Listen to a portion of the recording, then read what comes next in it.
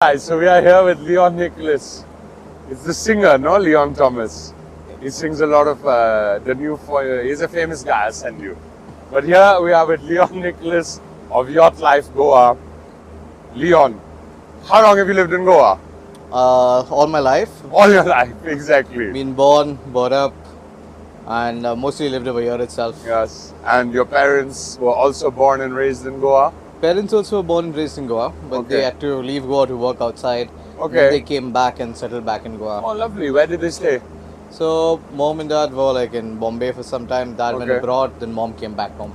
After that, lovely. after I was born, needed the environment, Goan environment to grow up. I understand. I'm glad they made it back to Goa before, when you came, you were in Goa. Yeah. So, Leon, what I've been doing recently is asking a lot of people who have moved to Goa why they love Goa. I want to ask you, as a gentleman who's lived here all your life, why you never left this place? Why I never left and why I will never leave. Why you will, yes, exactly. I think I would put it that way. Correct. So, I've well traveled across most of India, I would say, but there's no place like Goa. Yeah. And you will never ever find a place like. You may find a vast coast belt from west and east, but you never find a place like Goa.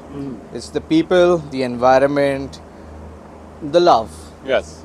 the culture, Exactly. the whole aspect of giving, Yes. of community. Correct. That is Goa. That's- Goa is very simple. It's not very complicated. Yeah. We have a very simple saying. You fart in the north, you'll get the smell in the south. So you're forced to be a good person. Yes. If you cheat somebody in business, Absolutely correct. the whole world knows Yes. what has happened. Correct. So the principles of people doing business in Goa are very strong that way. Yes. The principles of being a good friend is very good in Goa that way. Yes. And the whole love factor. Yes. Like we were born in Goa, where we celebrated Diwali, Ganesh, Christmas, Eid, Yes. and It's multicultural, it's secular, multicultural. everyone's accepting. Enjoying, everyone's Wow. there. We danced for Visarjan, we danced for even for all the possible processions, and that is Goa. There's no distinction of, oh, I'm from this caste, culture, religion. Yes. No, it doesn't really matter. Goa is nice. place of love. Wow. I would say that.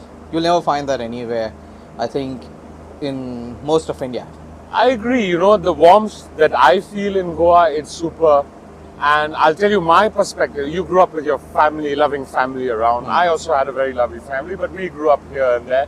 So I was never with my cousins. But when I moved to Goa, I made a lot of friends. And when I had friends in Bombay, we would meet once a week and have a good time at the bar or in the restaurant. But the friends I made in Goa, and I do think it's a function of them having also moved here without their family, is we take care of each other. When one person is sick, Harry will drop me soup. When Aviraj has a puncture, he calls me up and says, Sandy, can you show up in 10 minutes? And he does it. And I do feel it's the locals who have also facilitated this with their sense of community. I mean, you can tell me if I'm right or wrong. You're absolutely right. It's always, you will never be left stranded anywhere. Exactly. Even by strangers. Strangers will stop. Hey, you need a ride. Hey, what's wrong with your bike? Hey, what's wrong with your car? So I'll give you a scene of Goa. Like, if your bike is stranded somewhere and you're trying to fix it, there will be some local guy with somebody on the bike going somewhere. He will still take that 10 minutes to try to solve your problem. He may not give you a solution because he may not be equipped. Yes. But he'll definitely try his level best to connect you with somebody to get it done. Ask somebody, you'll call somebody, you say, I know this guy locally. And it's not for money. Yes. It's never for, Correct. never for money. It's always, okay, fine, dude, you're stuck, I'll save you, you go off. Yes. That's the beauty we, as a state, as everyone in Goa has been brought up, and we look forward to help somebody. It even goes to the smallest thing, somebody's bike stand down. You'll see 10 people, you can try this on your way back. Yes. Go with your bike stand down. Everyone will tell you, bike up, bike up. Bike up. Okay, even for the cops for the matter, Yeah. if you're Sholem Arambol that side, Yes. and you're passing the cops at the bridge, everyone will be like, hey, Helmet, helmet. Yeah, so that's But we don't condone not wearing helmets. Safety first. Safety first. But we condone community and helping your man save ₹1,000 fine. Yeah. So yeah. Okay, great. And you were involved in this business. Did you start it? Was it something your father or parents started? So How did it come about? Yacht Life Goa happened pre-COVID.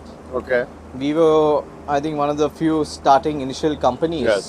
which were into yachting, which had a good fair chance to say a first move advantage. Okay.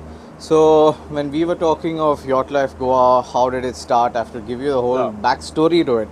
Please do. So Yacht Life Goa was not a primary business. It's Okay. not a family business or something. So our primary business was advertising and events. Okay. And one fine day I had one of my top clients who phoned me and says, boss, I need a yacht. Okay. I was in from Goa. I've been born and brought up in Goa. Yeah. But be very frank with you, I had never been in the water. Okay. Like I was city boy, bottom up in Mapsa. Okay. The only water I've been to was a beach. And the only mobile systems in water I've been was on a fishing boat. Yeah. Or a ferry boat. Correct. Yacht was never seen, Okay. never heard of. Understand. The first time I saw a yacht, it must have been like a cabin cruiser size, like this. And I was so taken up and I was so overwhelmed. I sent the picture to my client and he said, boss, it's too small, it's not working out. And I'm like, dude, he's charging. Wow, this is luxury. He's like, he's charging you so much. And he's like, no, I want luxury. Yes. So we went down to luxury. How do you find luxury? Yeah. And I went to another place, and the yachts there were yachts. And there were like barely 3 or 4 on charter that time, and they were not in condition. Okay. That time people didn't know what to do and how to go about it. And this whole search of sending this client pictures, he's saying, dude, can you see the carpet? Can you see that hole over He had an eye to detail. He was a man of luxury. A man of wealth and taste. Yeah, and he told me, Leon, I'm giving you 24 hours. Yes. He's like, find me a fucking yacht where I can take my family and I can enjoy myself. So I happened to be sitting with one of my fabricators. We were welding some small structure for something, and he's like, I was telling him the same problem, and he told me like, Leon, you have not seen a yacht until you've seen a yacht. Go to this particular place in Britona, ask for this person, and then use it. So next morning, first thing I went there, went down, and that was the time I met my first yacht I chartered was Foxy Lady. Yeah. Foxy Lady was such a beautiful yacht. Okay. So well maintained. And the then owner who owned the vessel then took such pristine care of making sure the smallest details from seats to everything was so well kept. Okay. Carpets, crisp, Italian leather everywhere. Yeah. I fell in love with that yacht. Okay. I fell in love with the whole industry of yachting. Okay. And that was a private yacht then, and the captain of that vessel said, see, I can give you the manager's number. You talk to the owner and kind of get it out. Yeah. Made calls up and down, pleaded with him, told him, please, I need to charter the yacht, I have this client. One day, some 7-8 calls, and then he finally said, I'll give it to you, but at this rate, will you? Yeah. I'm not negotiating, this is the rate. And I'm like, pass the knife. Into the whole thing of saying, he said, I'm giving you this yacht, I don't charter it, but this is the rate I want. If you can pay this rate, you charter it. I said, done, boss. I took his rate, I sent it to the client and I told him, boss, this is the rate. I didn't add any markup or anything. I said, I just wanted to do it on that particular vessel because the love for that particular vessel was so much. And I was like, boss, this is it, this is the rate. And he was like, done, this is what I want. And that's when I realized, after doing that charter, when he came and seeing that feeling, that overwhelming feeling of what's luxury, of what exactly the yachting industry in Goa missed. Made a short trip to Singapore and a short trip to Dubai, went on their yachts, came back, tried to understand the Goan market, and we said, damn boys, we have beautiful rivers, we have such a beautiful surrounding Okay. but we don't have the quality yachts. Mm-hmm. So I phoned back the same owner. I told him, boss, can I charter your vessel for you? And he's like, we'll charter it at a fixed rate this month. And we started chartering. That's how Yacht Life was born. Okay. So to take this journey ahead, I have a younger brother with me who was working in Nagpur for some turf. We were building grounds. Okay. And I told him, Zai, you leave everything. Ah. Chhod de. I'm showing you a different life. You come now. I said, Yes. I don't know if it's going to work out, I said. But one time we'll try. I said. But at least we'll have fun if we we'll be on boats. I said, one time we'll try. I said, Uh, you may not, I said, we may not make money, we may not do anything, but I said, maza aayega. I told him. You will, I'll show you a different life, I said.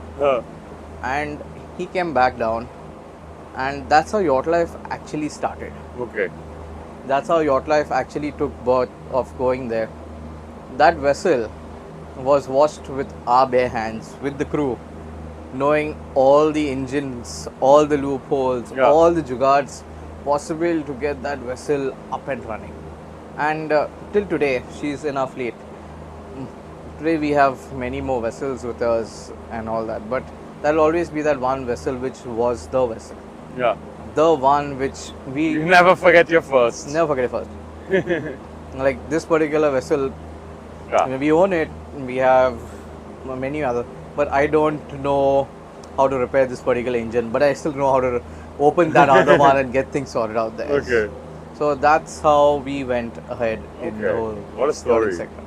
I'm glad you brought your brother on board. Yeah. As you know, behind the camera, Laksh is my mama's beta. I have two brothers who I love very much too. So we're all family first. Family first, yeah. If they don't get to experience, you need somebody you trust in this industry. Someone helped me grow, and I hope I will help someone else grow, and we all help each